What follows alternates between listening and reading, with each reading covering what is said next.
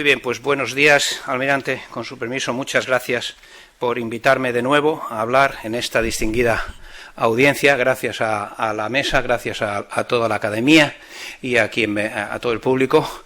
Voy a ir rápidamente porque, como siempre en este simposio, el tiempo abrevia, pero primero voy a hacer una reflexión.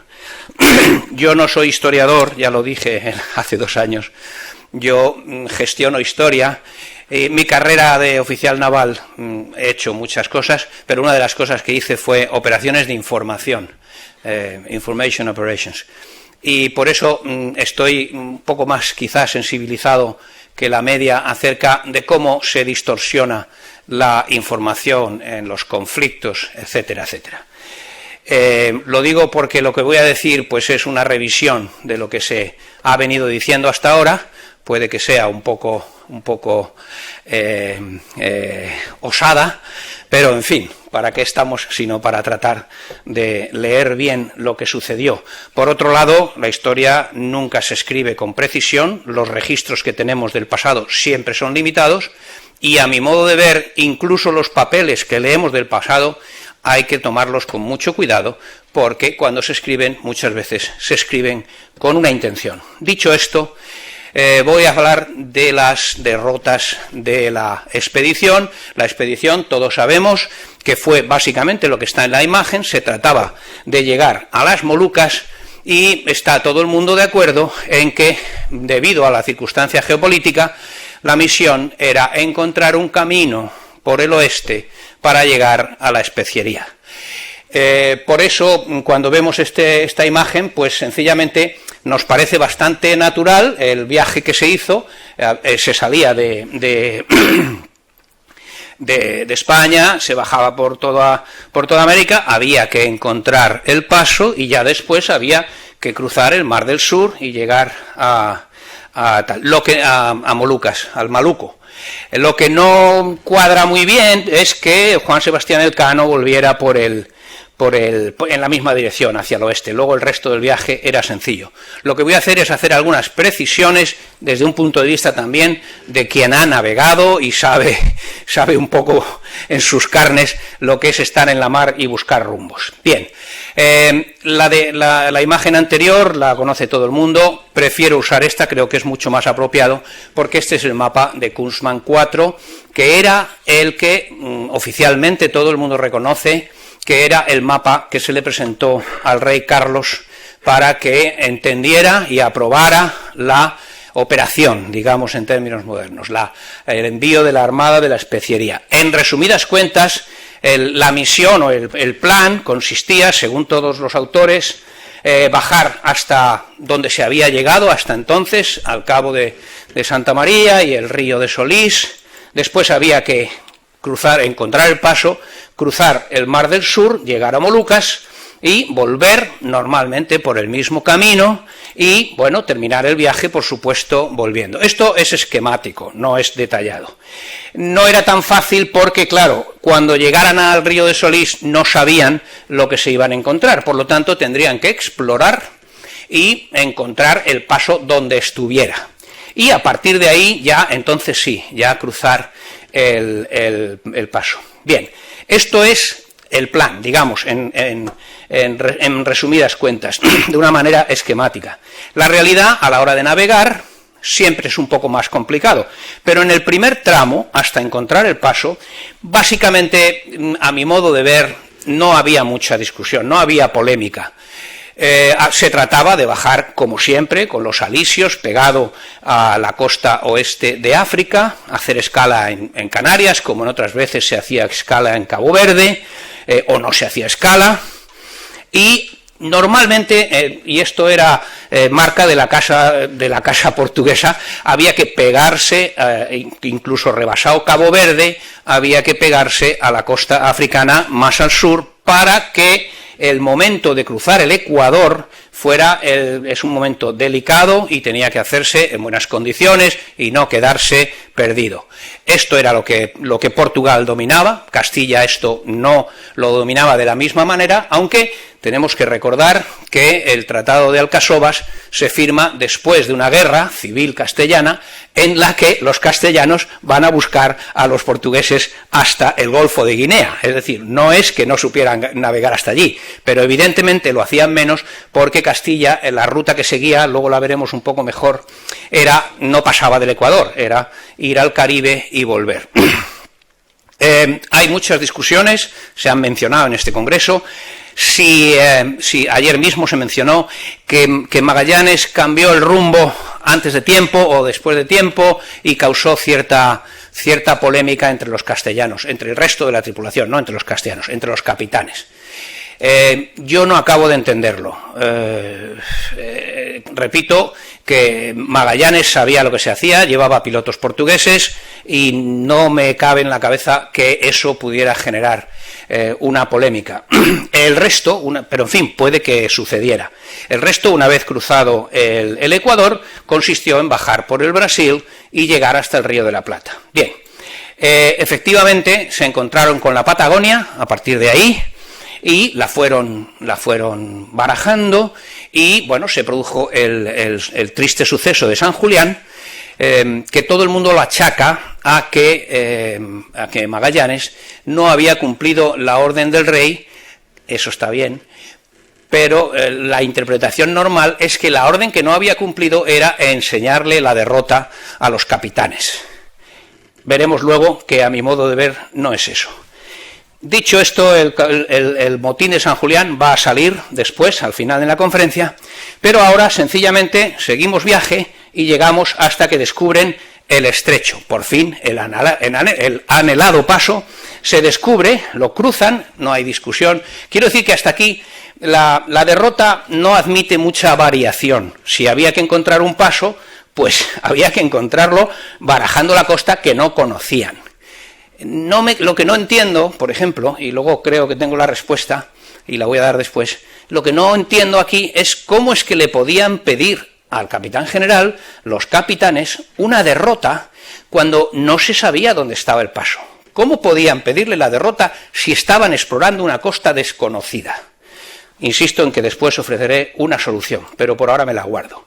Ahora han cruzado el estrecho de Gibraltar, el estrecho de Magallanes, recién nombrado de todos los santos, y ahora surge la primera duda, la primera elección importante.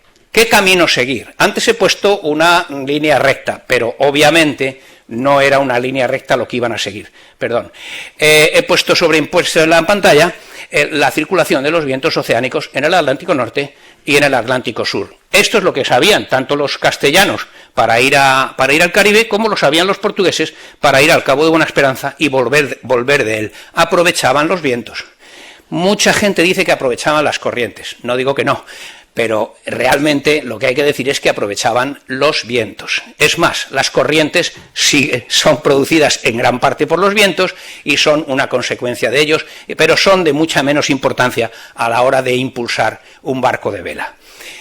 Se puede decir corrientes en el sentido de que al final son los mismos que los vientos. Bien, entonces yo creo que lo que hicieron aquellos marinos, pilotos, capitanes, cosmógrafos, etcétera, etcétera, incluido Urdaneta muchos años después, lo que hicieron fue trasladar el conocimiento que tenían de la circulación oceánica, lo trasladaron intuitivamente, especulativamente, lo trasladaron al Pacífico y les salía que había una circulación en el norte en el sentido contrario a las agujas del reloj, y en el Pacífico Sur uno en el sentido contrario. Ante esta situación, si miramos la ruta de vuelta de Cabo de Buena Esperanza que utilizaban los portugueses, realmente lo que escogió Magallanes para mí es obvio, es sencillamente aplicar la misma solución que en el Atlántico Sur.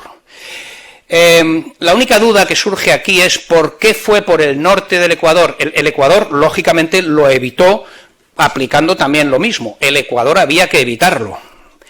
Entonces él podía haber escogido o ir por debajo del Ecuador o ir por encima del Ecuador. El Maluco estaba básicamente en el Ecuador. Por ahí no podía ir, justo por el Ecuador. Y yo pienso, no estoy seguro de por qué escogió por el norte, podía haber escogido por el sur. En cualquier caso, solo tenía esas dos opciones, o por el norte o por el sur del Ecuador. Pudo haber echado unos dados o hacerlo de cualquier otra manera. Hay una posibilidad, pero esta es una especulación que requeriría mucho más esfuerzo, que es que puede que él no estuviera del todo seguro de lo que iba a pasar cuando llegara a Molucas, al Maluco. Porque él sostenía, y eso es lo que convenció al rey Carlos, de que el Maluco era de Castilla, pero había que demostrarlo. Era una de las misiones que tenía la empresa. Si no estaba seguro, evidentemente era muy arriesgado caer en manos del gobernador correspondiente portugués en el Maluco, porque si no era de Castilla, estaba cometiendo una infracción. Y la estaba cometiendo él, no el rey de Castilla, porque el rey le había dicho, no te metas en la demarcación de Portugal. Puede que esa fuera la razón de que él escogiera una ruta más al norte para curarse en salud, y cuando llegara a Filipinas, bueno, a lo que encontrara, por supuesto, ya vería lo que haría. De hecho, básicamente es lo que al final sucedió, pero como digo, es una especulación. Con esto ya he más o menos comentado las dos primeras partes del viaje, el Atlántico y el Pacífico. Si tuviera más tiempo hablaría más, pero no lo tengo. Y el Índico, a la hora de la vuelta, el Índico no se parece al Atlántico y el Pacífico. Por supuesto, las circulaciones que he mencionado del Pacífico, que yo creo que ellos las tuvieron que especular, al final resulta que acertaron, o que son así. O sea, que efectivamente la suposición, si la hicieron, era buena. Pero en el Índico no, el Índico es distinto. En el Índico lo que manda es el monzón. En vez de haber una circulación más o menos constante, en el Índico, durante el verano, el viento sopla hacia el continente asiático porque se calienta y el aire sube, y en invierno el aire en el continente asiático baja y baja hacia el mar. Esa básicamente en azul los vientos del invierno y en rojo los vientos del verano. Pero hay que fijarse que en el lado derecho, aquí, tenemos, bueno, no se ve casi, pero aquí está la flecha azul, en la zona del sur este de Asia. El monzón no es tan claramente norte-sur, al contrario, se desvía y se hace más este-oeste. Entonces, los portugueses usaban estos vientos, el monzón, muy claramente, de medio año iban para abajo y medio año iban para arriba, para ir desde Cabo de Buena Esperanza a la India. Para ir de India hacia el este ya utilizaban otras épocas, otro tipo de vientos más locales. Entonces, bueno, ellos no hacían una ruta directa de Molucas a Cabo de Buena Esperanza. Y abajo hay que mencionar, lo pongo en blanco porque no lo podían saber entonces, o es casi muy aventurado pensar que lo podían saber. Eso es la circulación de los 40 rugientes del sur que están continuamente circulando siempre en la misma dirección. Tuvo importancia porque la elección del Cano, la ruta del Cano se vio afectada por esto. Bien, esto es el tiempo, el 1 de julio, los vientos, el día 1 de julio de este año en la zona. Aquí tenemos Molucas, ahí es de donde salieron, para volver a España. Aquí el viento es de poniente, aquí es de noreste muy fuerte, y aquí es un viento de norte-noreste, en donde estaban. Claramente, a mi modo de ver, la elección de ir hacia el sur estaba marcada por el viento, sobre todo en ese momento. ¿Por qué? Porque no tenía oportunidad, como hacían todos los buenos marinos en las expediciones bien organizadas en ese momento, no tenía la oportunidad de escoger el mes en que iba a salir.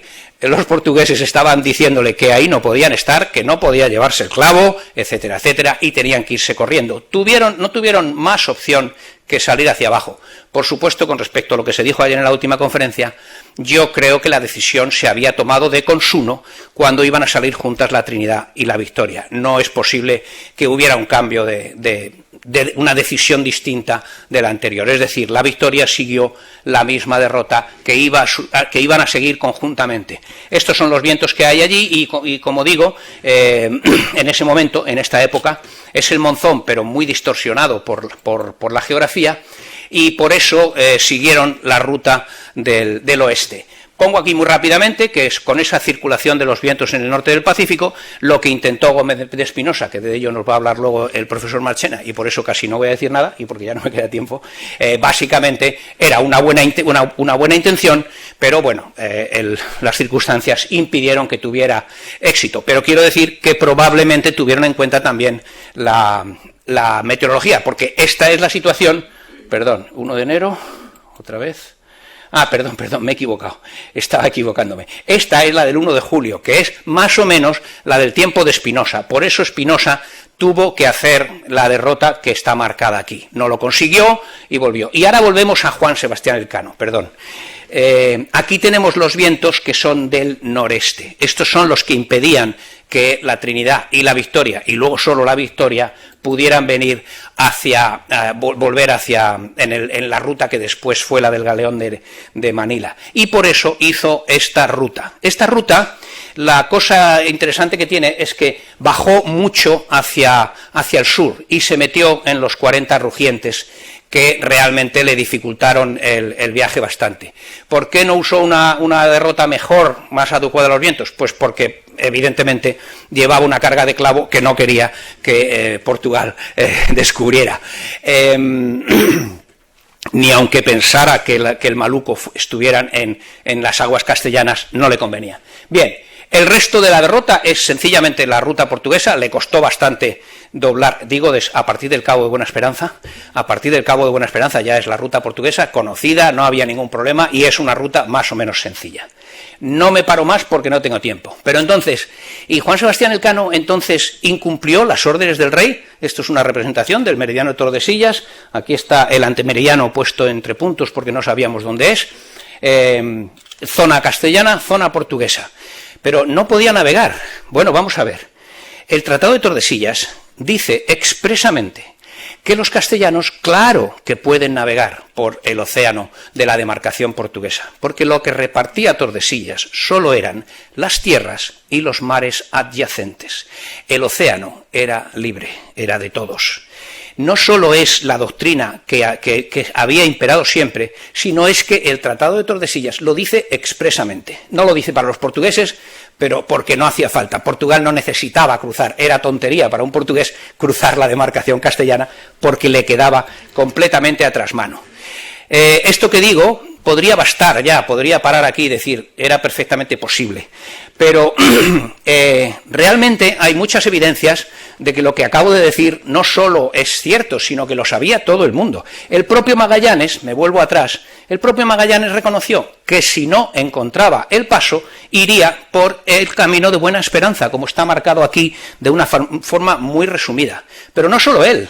En la expedición siguiente, la única otra expedición castellana que trató y pasó por el estrecho de Magallanes, salía de Coruña, tenía que llegar a Molucas. En principio lo lógico es que fuera por la dirección amarilla, pero también existía la dirección verde, que es más corta. El camino desde La Coruña hasta Molucas es más corto por el este. Lo que hizo Loaiza fue salir de La Coruña y tenía previsto ir por Buena Esperanza. Y solo porque Juan Sebastián Elcano le convenció, cambió la derrota y fue por la vía de Magallanes. Es decir, otro caso en que los castellanos tenían intención perfecta de ir por las aguas portuguesas, en la que digo que es la aplicación del Tratado de Tordesillas. Traigo este rótulo porque este artículo fue el que me empezó a colocar en la línea correcta. La anunciada era de la Armada de Loaiza, y efectivamente esta no solo había la intención de ir por Buena Esperanza, sino que ésta se fue hacia Buena Esperanza una vez que perdió contacto con la flota. Y luego, acudiendo a Navarrete, a la colección de documentos de Navarrete, de colección de los viajes y descubrimientos, resulta que los testimonios de los tripulantes de la San Antonio son, cuando llegaron a Sevilla, a mitad de viaje, son incontestables. Cartagena le dijo a Magallanes que le diera la derrota cuando salieron, y Magallanes se la dio. Es decir, que no podían protestar porque no les diera la derrota. Y si les dio la derrota es porque había una derrota. Y esa derrota no podía ser a un sitio que desconocían, porque a un sitio desconocido, como he dicho antes, no se puede poner la derrota. Y la queja es que no iba por donde le había mandado el rey, que era por Buena Esperanza. Esa fue la razón del motín de San Julián, lo que hace que concluyamos que Magallanes realmente fue el que lo provocó por no seguir las órdenes del rey, que era ir por Buena Esperanza. Hay más, pero no hay tiempo, y con esto doy por terminada mi presentación. Muchas gracias. Muito obrigada.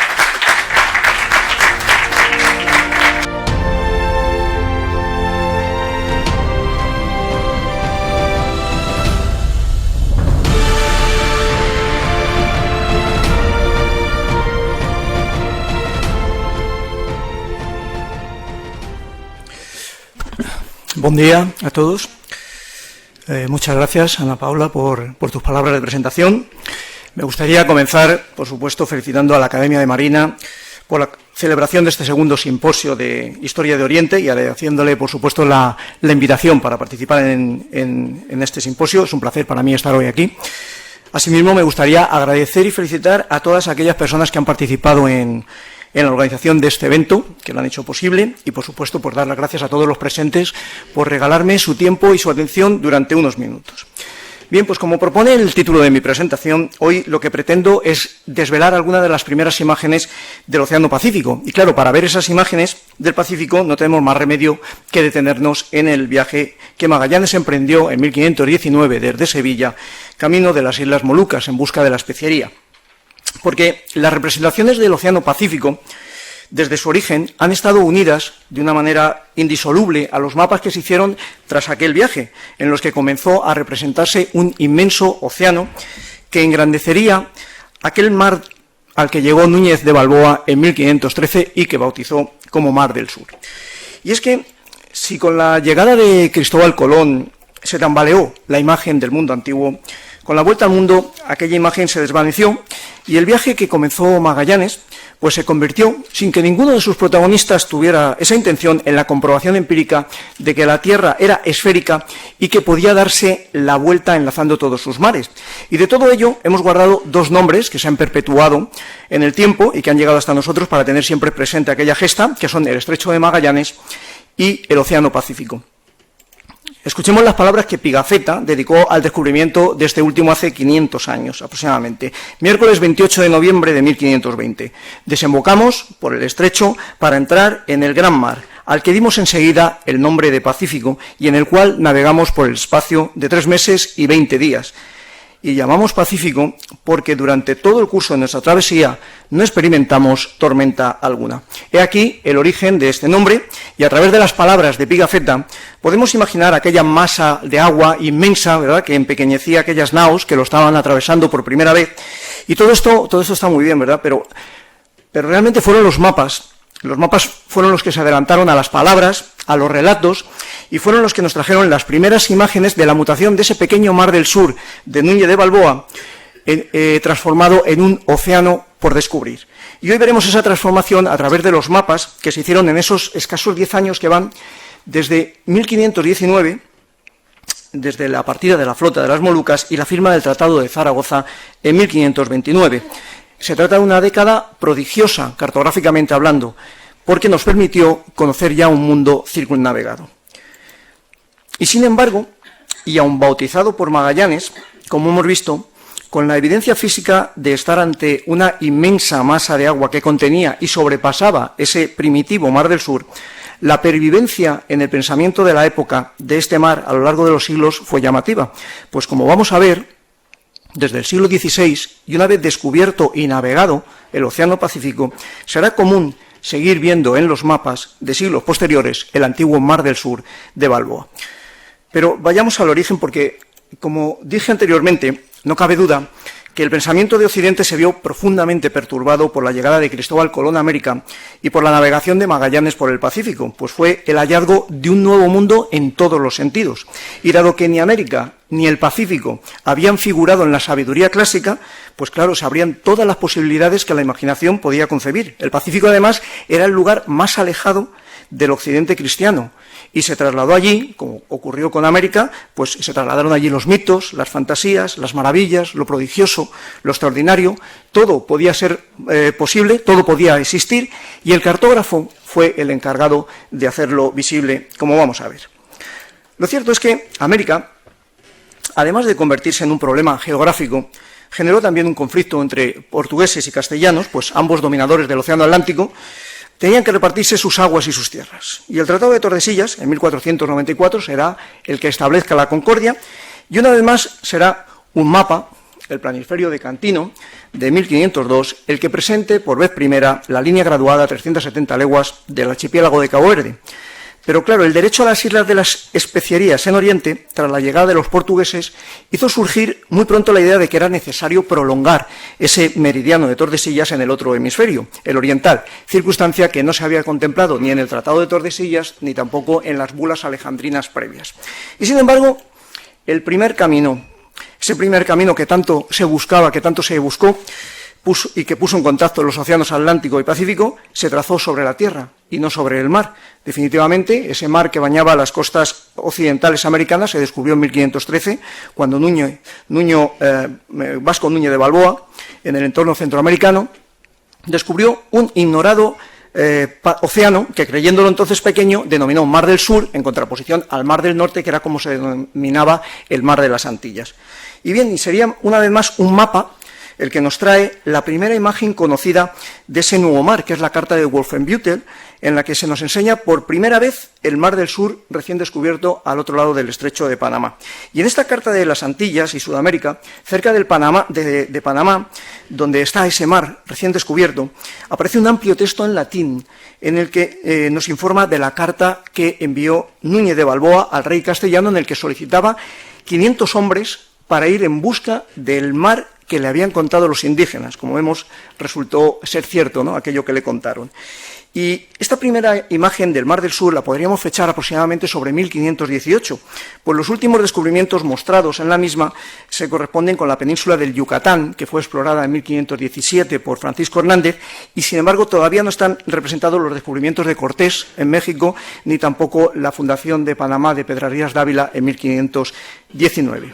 Y sí me gustaría llamar la atención en este mapa, que no está reflejado, no hay rastro de la expedición de Juan Díaz de Solís, que llegó al río de Solís, el actual río de la Plata, en 1516. Y la verdad es que tampoco debería sorprendernos, quizás la explicación muy posiblemente sería la de no dar información de ese viaje conocido como la expedición secreta en los documentos de la época, cuando se estaba preparando la magna expedición del portugués Magallanes, quien se rodearía de las familias de cosmógrafos y cartógrafos portugueses, los hermanos Ruy y Francisco Faleiro, los Reinel, el padre, Pedro, el hijo, Jorge.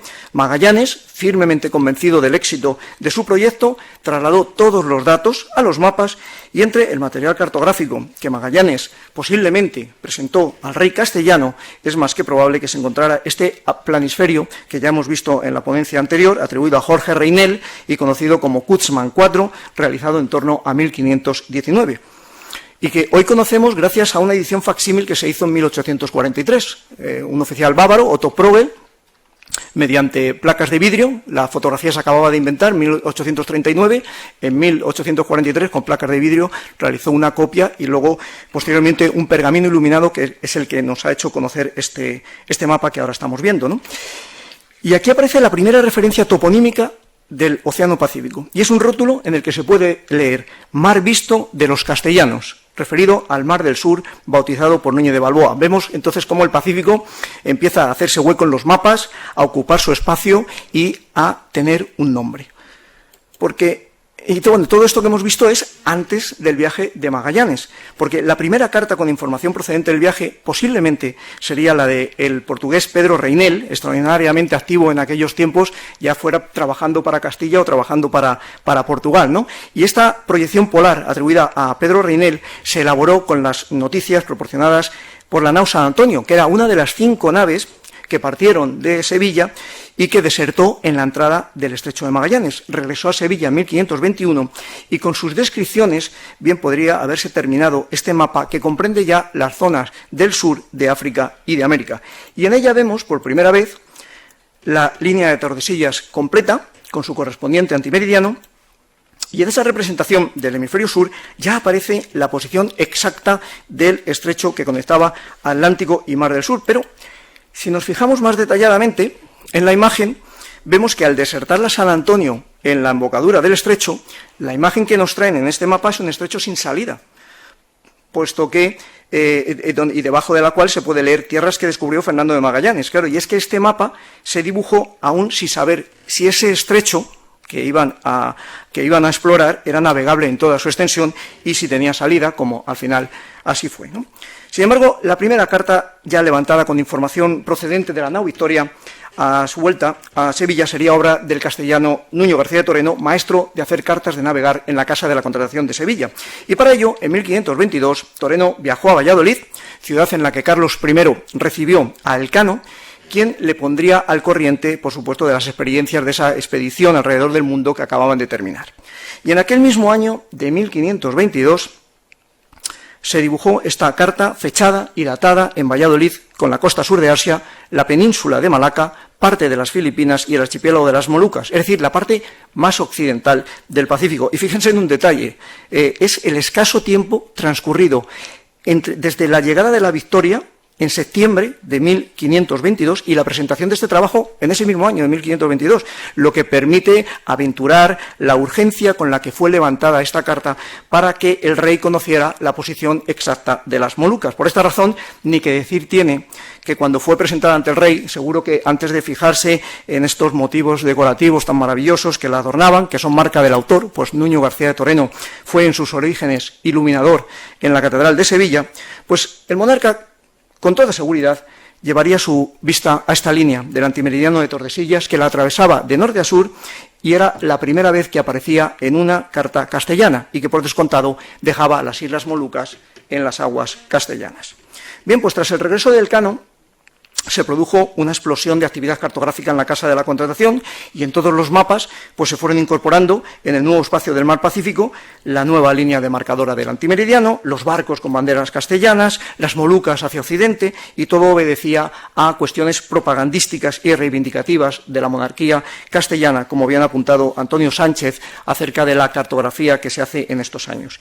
Y así, entre 1523 y 1525 nos encontramos con 3 magníficas cartas únicas que nos dieron a conocer el nuevo océano, y las 3 fueron utilizadas como instrumento de propaganda diplomática de Carlos V. La primera de ellas, la que vemos en pantalla, se encuentra en Turín, cuenta con el honor de ser la primera representación del mundo entero después del viaje de Magallanes y Elcano, y se atribuye a García de Toreno en 1523. Hay también quien la atribuye a Juan Vespucho, pero en cualquier caso lo importante aquí es que sale de la Casa de la Contratación de Sevilla, ¿no? Por fin podemos ver un océano Pacífico en toda su extensión, con unas proporciones que permitieron dibujar un océano de medidas más reales, pero sin ninguna referencia toponímica todavía. Lo que sí aparece por primera vez es un novedoso estrecho de Magallanes, comunicando Atlántico y Pacífico, ahora sí que se repetirá ya a partir de aquí en todos los mapas del sur de América que se hagan desde este momento. Y sí me interesa destacar en este mapa que acaba de descubrirse, es que ese mar que se acaba de descubrir, ese océano, empuja al mundo conocido hasta entonces, especialmente a América, Europa y África en los mapas, hacia el este, y les arrebata la posición que tenían en la cartografía anterior. En la misma línea, 1525, tenemos este planisferio de Salviati, que también se atribuye a Nuño García de Toreno, también regalado a Carlos V, Carlos V se lo regaló a Salviati por motivo de su boda en 1526 en Sevilla, y en este mapa hay una leyenda dorada, como vemos, en la que por primera vez aparece el topónimo de Mar del Sur en el lugar en el que fue descubierto por Núñez de Balboa, y limitado al norte por un cada vez más detallado estrecho de Panamá, pero seguimos sin referencias del Pacífico. Y en este mapa también podemos observar un detalle que se repetirán en todos los que van a salir desde ahora en la Casa de la Contratación de Sevilla, y es la colocación de las Islas Molucas, porque ahora se va a duplicar la situación, las islas que estaban en Oriente, en los territorios portugueses, van a aparecer ahora también detrás de América, posiblemente para que el espectador los relacione de una manera más clara con Castilla, ¿no? De 1525 también este Planisferio Castiglioni, regalado por el rey a Baltasar de Castiglioni, el nuncio de Clemente VII. Y bueno, esta es la primera carta que se le atribuye a Diego Ribeiro, que es un cartógrafo portugués de la Casa de la Contratación, que tomó el testigo de Nuño García de Toreno a la muerte de este en el verano de 1526. Y en ella podemos ver ya una primera dicotomía entre Mar del Sur, que invariablemente aparece al lado de Panamá, y una filacteria a mitad del Nuevo Océano, en la que podemos leer Mar-Océano Occidental, en contraposición con el Mar-Océano Oriental, que sitúa en el Índico, ¿no? Y aquí podemos ver con mayor detalle los nombres del Mar del Sur y del Mar-Océano. Es la primera vez que aparece océano, el término océano, para describir este mar, ¿no? Pero todavía no se atreve a romper la tradición y llamarlo Pacífico, aunque por primera vez lo vamos a ver separados ya, Mar del Sur y Océano. La carta que ahora vemos es la de Juan Vespucho, sobrino de Américo Vespucho, el que fue el primer piloto mayor de la Casa de la Contratación. Está fechada junto al escudo que vemos en la parte superior en Sevilla en 1526, y en la misma aparece el rótulo La Mare del Sul, invariablemente en Panamá y en relación con Balboa. Y particularmente llamativos en este mapa pues es la posesión de las Molucas por la Corona de Castilla, colocándolas, como hemos visto antes, a ambos lados del mapa y siempre bajo bandera castellana. Y aunque ya me he referido a él con anterioridad, el portugués Diego Ribeiro merece un espacio propio en los últimos años de la década, pues así lo atestigua el absoluto protagonismo que adquirió en las negociaciones entre Castilla y Portugal para el asunto de las Molucas, ¿no? Ribeiro fue el único cosmógrafo presentado por Castilla a la Junta de Elbas Badajoz al que los cosmógrafos portugueses reconocían su autoridad y su conocimiento en la materia. Y en este mapa de su autoría aparece el invariable rótulo de Mar del Sur junto a Panamá, pero aquí desaparece esa referencia que nos había mostrado en 1525 al mar Océano Occidental, ¿eh? Y en este otro mapamundi de Ribero, de 1529, muy semejante en texto y en disposición al de 1527 de Weimar que acabamos de ver, aquí sigue apareciendo esa leyenda del Mar del Sur, mientras que en el inmenso Pacífico, como vemos, lo que hace es colocar una tabla circular de declinaciones, uno de sus elementos decorativos característicos en su cartografía, rodeada de textos y de barcos que rellenan el espacio del Pacífico. Bueno, pues como hemos visto, en esta década, y a pesar de la irrupción del recién bautizado Pacífico, el Mar del Sur, a veces más al sur, a veces más al norte, pervivió durante siglos, y es muy común que siga apareciendo en mapas como este de Pedro de Medina, de 1550, aunque, como observamos en este otro de Andreas Homen, de 1559, las cosas comenzaban a cambiar y ya se nos muestra el mar inventado por Magallanes. 3 años más tarde, en 1562, Diego Gutiérrez recupera el océano, Mar Magellanicum, Sive Pacificum, ya introduce el topónimo Pacífico, aunque en el camino de esta transformación pues no dejará de aparecer novedosas variantes como el Mar de Panamá, que introduce en 1573 el portugués Domingos Teixeira, y relega el Mar del Sur a regiones más meridionales.